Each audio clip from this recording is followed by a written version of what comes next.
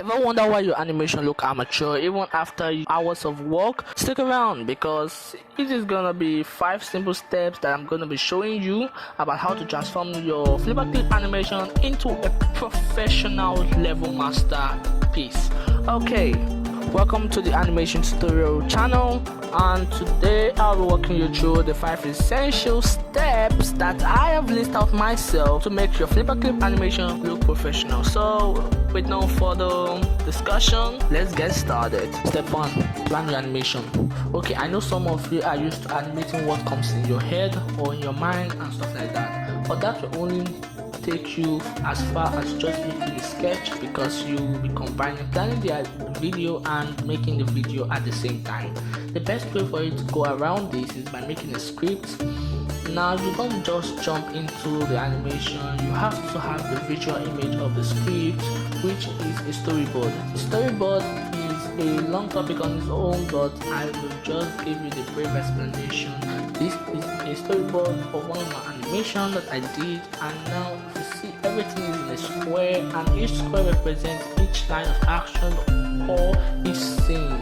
So a storyboard is divided into 3 parts, which is the drawing, camera angle, the action words, so that you can be able to use it in your animation. If you want me to do a long video about this, please just comment storyboard and I will be really happy to make a video about this. Step 2, FPS and in-betweens. Many people always ask, what is FPS? Should I use it? And some of you don't even know what FPS means.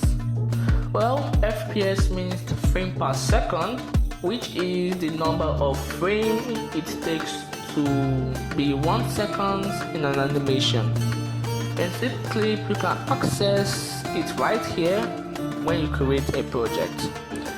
So, to be a professional, you need to be using 12 frames per second, 14 frames per second, 16 frames per second, and 24 frames per second. Well, it's also depending on your animation. Secondly, do you know that the more the frames, the more smoother your animation is? Exactly. Start by drawing some keyframes and some in-betweens. In-betweens are frames that you draw between the keyframes, but be careful, too much in-betweens makes your animation too slow. So let's dive into the next step. This time it's time to animate. Yay! We are in step 3, consistent in size. Look at these 2 animations. You can see that the other one is not consistent in size and the other one is drawn accurately. Now, I know that all of you will say, oh, you use ruler, no, you use lasso. No, I just sketched it from beginning to end, and yeah, this was the result. Now, for you to get better at animation, you need to be able to consistently draw features like eyes, nose, mouth, hands, objects in a consistent size so that you have better animation. Step 4, stability tool. Let me guess, you don't know this tool, right? You are not using a pro level tool.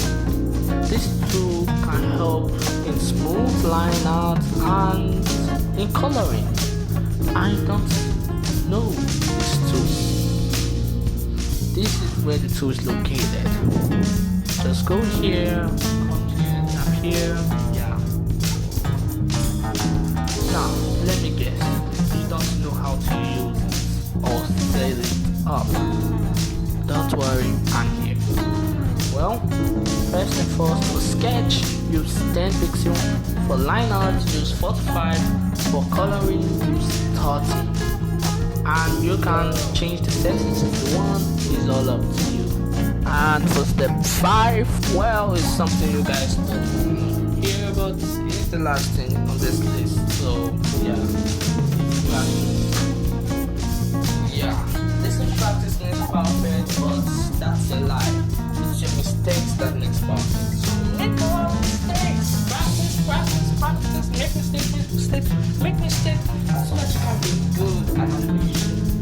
Put your art on social media, put your animation on social media so that they can criticize not good to tell you what you're lacking, and you can be able to make good animations in the future. Believe me or not, I spent 3 years here, and yeah, I'm sure that it's just 3 years.